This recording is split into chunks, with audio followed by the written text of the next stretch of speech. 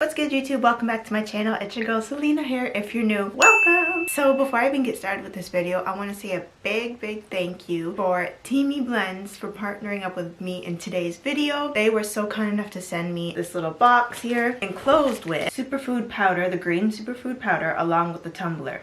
So Teami Blends is a lifestyle brand that creates wellness and skincare products inspired by the health benefits of tea. The Teami Greens powder is packed with 16 superfood greens nutritions to help get your daily intake of veggies, promote natural energy levels, support regular digestion, and overall well-being. I know I don't even take a lot of greens in a day, so I really should definitely be trying to use this product and help boost my intake of greens throughout the day. If you're interested in purchasing these items or any other items that I may have on their website, I'm going to link everything in the description box below. You're also going to get 20% off your order if you order with my discount code. It's Salute20. Make sure you look at their website, see if there's anything you might like, maybe you want to buy. Make sure you check them out. Use my discount code. It's Salute20 to get 20% off. Get your savings, guys. Go on and get your savings. Without further ado, let's get this video started.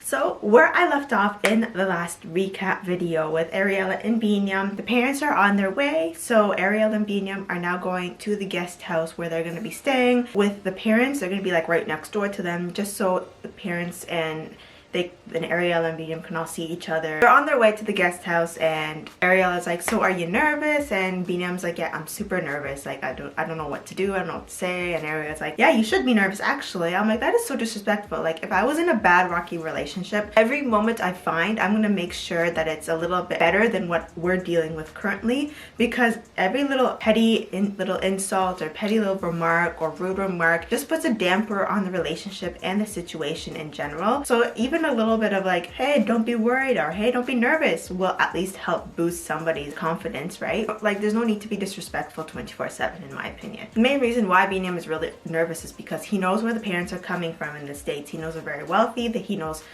he has an understanding of how wealthy and how they have a nice upbringing for Ariela. So he's kind of nervous that, hey, if the dad sees how she's living, he may yank her back to the States. So now they're on their way to the guest house, and Biniyam so happened to forget to tell Ariela, his girlfriend or his fiance or whatever the hell they are, that he's working that night. How do you forget to tell somebody you're working that night after like a really important day for somebody that they're going to be meeting their parents, their grandchild is going to meet their grandparents? How do you so happen to forget that kind of information? That to me is very disrespectful. There's a lot of disrespect going on in this clip already, but still, she did say like, "Hey, I don't want you to work this evening because my parents are coming. It's really important to me." So she did mention it to him. He just so happened to forget to tell her. So now Ariela is super pissed when she finds out that Biniyam has to work. She's now even more suspicious as to why he didn't tell her that he has to work. She's already had enough suspicions about him anyways from the start, so now him not saying anything and saying, "Oh, I gotta work tonight, like I gotta bounce, I gotta go," and it's not helping the relationship at all. Biniyam is at the airport waiting for the parents to arrive. He is super nervous. He's like shitting his pants. He's heard a lot about Ariela's parents, and he's already met the mother obviously, but he's very nervous with the dad because you know daddy's little girl kind of situation, right? So he's really nervous to meet the father for the first time. I found it was really sweet that he brought flowers, mom and dad, which is really nice. So the parents arrive, they get to the airport, they give him a big hug, like, "We're so excited to meet Abby, like he's such a cutie, we can't meet him in person, blah blah blah." He gives them the flowers, and it was like an awkward silence when he gave the father the flowers. Like he kind of looked at the flowers like, "Oh, I got flowers too?" "Yeah, you got flowers." "Yeah." Like it's not weird. For us back home, that's normal. Like it's just a sign of respect. It's nice that he did that. Honestly, in my opinion, it's really sweet that he did that. He thought about both of them. He thought, what should I give them as a welcome to Ethiopia? So flowers, why not? And Ariela's father was like, one thing he noticed about Biniyam and that he likes to notice about people meeting them for the first time is that they have kind eyes, and that stuck out to him right away. Biniyam is a very nice man. Like I personally don't have anything to say like suspicious about him in a sense. He just seems like a genuine guy who's really trying to work hard, right? So it was nice that the father actually noticed that about him. It was a nice little airport scene. I really enjoyed it actually. So now they get into the I guess the taxi or the little mini bus or whatever to take them to the hotel. They get there and Ariela is waiting for them, and she was just in shock that like she knew her dad was coming, but like for her dad to make that trip for her and for the baby was like amazing, because apparently he's never left the country before. This is his first time. So she was really like, she was in a happy place at that moment, and that was enough for Biniyam to say, he's like, I'm so happy to see you smile. I just love to see you smile and be happy. He was happy about that moment, but then he was also shitting his pants that he's like, I gotta tell him I gotta work tonight. He's like thinking of, boy, like, how do I say it? When do I punch it in? Hey, they're in a good mood now. By the way, I gotta work tonight. They understand that he has to go to work or whatnot. So they get into the hotel rooms. Ariel and them are talking. She's still annoyed. She's pissed off that he has to work tonight, but he's gotta go. He's gotta go. I don't like how the mother was making excuses. Maybe he didn't know he had a show, like, hey, you gotta come in, we got a show to do tonight kind of thing. Ariel's annoyed that her mother was making excuses for him, but really she wasn't. It was just that he just forgot to tell her. And I understand where she's coming from completely, especially at this moment, because, you know, family is very important to both of them. And if family was that important to both of them, at least Biniyam would have mentioned to her, hey, I gotta work tonight. Like, it's important stuff to let people know. If you have plans with other people, you gotta have some sort of communication. And at that moment, Biniyam was very lacking of that communication. So he gets out the door, he does the pop the collar move, and was like, okay, I'm out. I'm like, why did you have to pop your collar for? So that was basically the first episode alone, like quite lengthy, but it really didn't need to be that lengthy. So now we're moving on to the November 15th, the sneak peek. I'm gonna give you guys a little bit of tea, honey. I'm gonna give you some tea. Now with work, waking up, they're getting ready to head out with the family. Ariel is staying, she's still mad at him. She's upset that he didn't mention to her that he had to work. She's like, I don't wanna fight with you. And he's like, yeah, I don't wanna fight with you either. I'm like, okay, so you both have a common ground that you guys don't wanna fight. What is the issue that is making you fight if you guys don't wanna fight? That's my thing. They're not, to me, they're not trying hard enough, because they both know that they don't want to fight. Okay, like, let's just get this in our brain. So if they know they don't want to fight, why are they fighting so much? Like, I don't understand. Is it lack, like, obviously I know one of it is the lack of communication. Try and fix that. That is it. Like, anything else will come into play, but if you communicate, that will help your relationship immensely.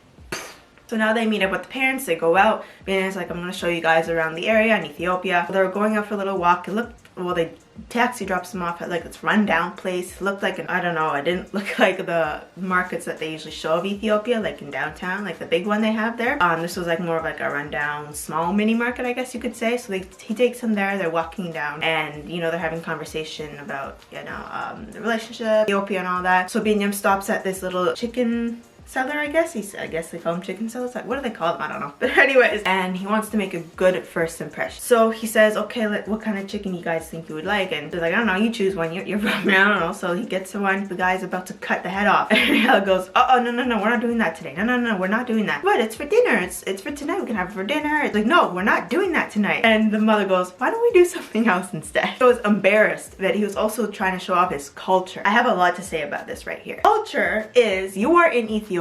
You are the #1 capital place for coffee, okay?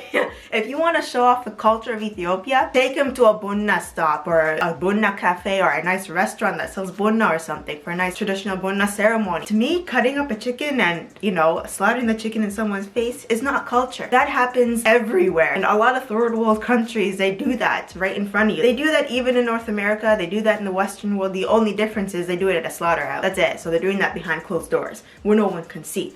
So then they sell it to you in nice little packaging to look like it's all perfect. So now Biniyam and the mother are talking about what are some things that are different. Ariel chimes in and says, honestly, like, one main thing was that she was mad that he didn't tell her that she had to work, and he's always running out to go to work and not telling her anything. And Ariel's parents both say, like, no, that you have to have that communication. It's better to have communication.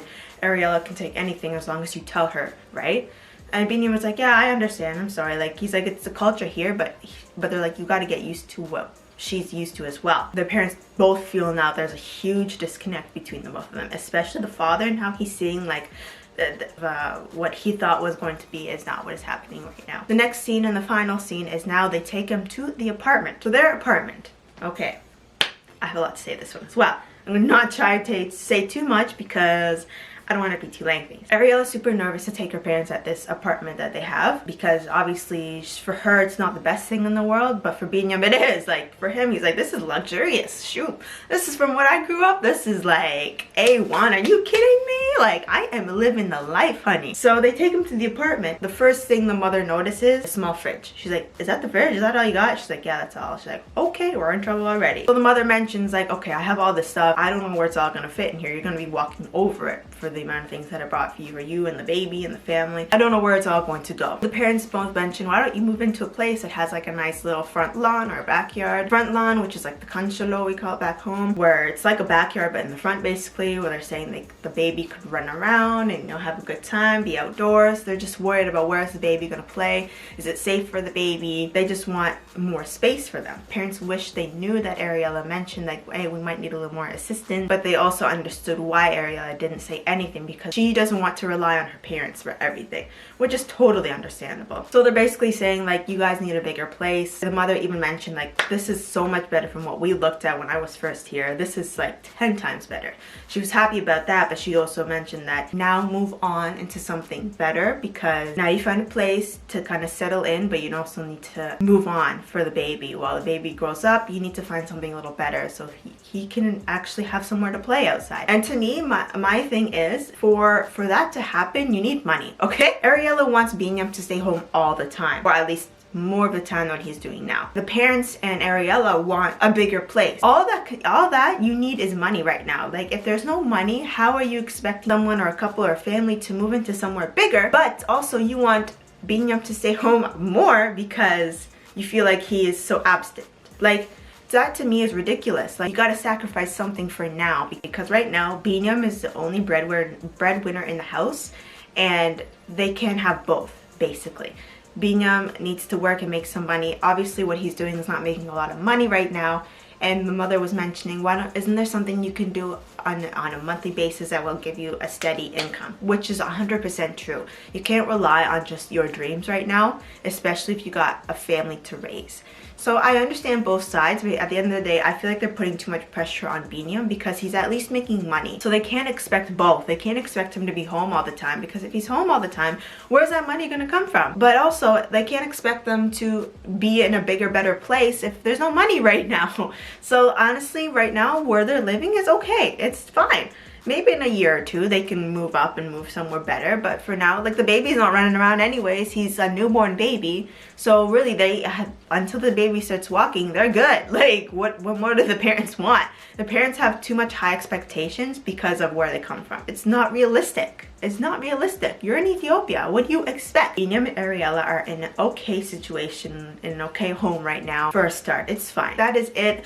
I just want to say I really hope and pray that not only Biniyam and Ariela are doing okay, but the whole of Ethiopia is going through a lot right now. I pray for peace and I pray for a positive outcome. If you guys really enjoyed this video, make sure you give it a big thumbs up. It really helps my channel out a lot. Please subscribe to my channel if you haven't already, and comment down below your favorite scene throughout all these little episodes that I talked about here today. Until next time, guys, bye!